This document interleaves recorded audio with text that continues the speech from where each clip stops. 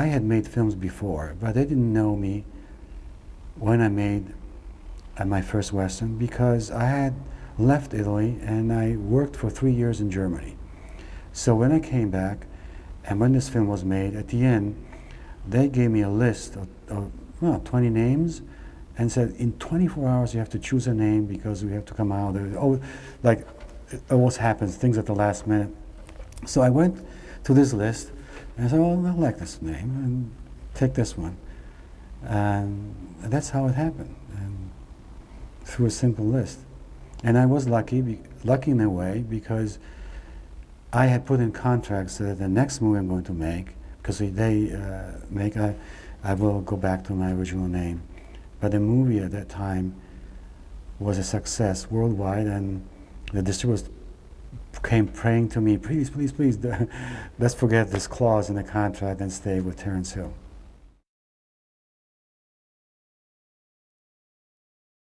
Enzo Barboni, compared to other directors I worked with, like Leone, Visconti, Lizzani, and Pontecorvo, and so on, De Sica, compares to me like a glass of fresh water.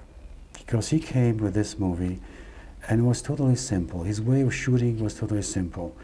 And he reached that simplicity that each artist wants to reach. A musician wants to be simple and so forth, naturally. He didn't have to go to it through working a lot on it, or through an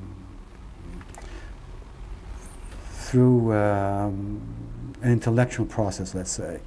He did it naturally, and we did it naturally. So I think that was a great time, a great director for those movies, and we enjoyed it very much. When we were making the Call Me Trinity, we were absolutely not aware that we were making something special. As a matter of fact, we were nervous about it because it was a script in a film that nobody wanted to make. And the director, writer, who it was his first time as a director, he was actually a director of photography, had written the script and would go around all the productions in Rome asking to make this film. And then we just opened the script and said, what is all this dialogue? No action, no people killed, and they all passed. So we came from having made 3 movies where the director, Giuseppe Colizzi, started putting a little bit of humor in it.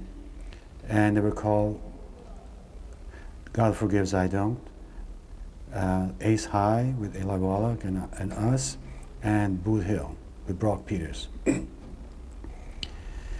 So we were looking for a property, and we had people write 2 or 3 scripts that were all pretty bad.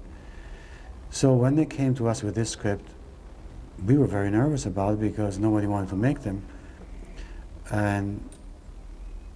But we liked the characters, and we thought that this was a step we could take because we had already put the seeds to make this step.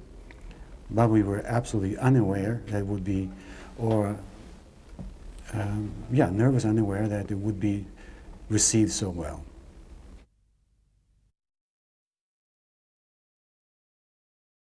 I think Trinity was not influenced by Commedia Italiana. I think the Trinity were influenced by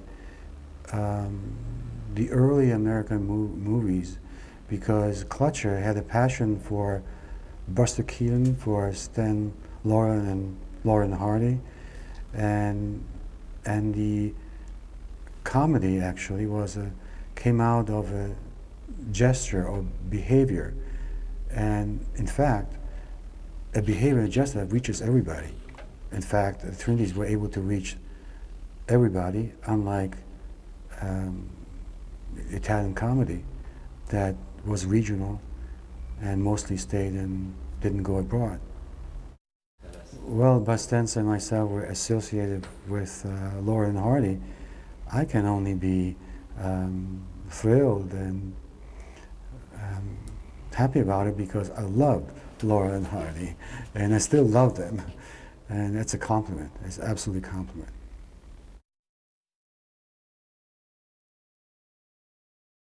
The fact that the Trinity films were received very well did change my life.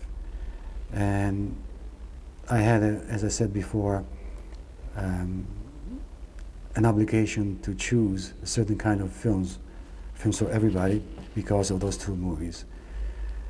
And it gave me the freedom to say no to movies that were, because at that time I moved to America and I had a lot of offers of a typical American action movie, and I had and I couldn't make them because I decided not to make them. And it changed my life that I moved to another country.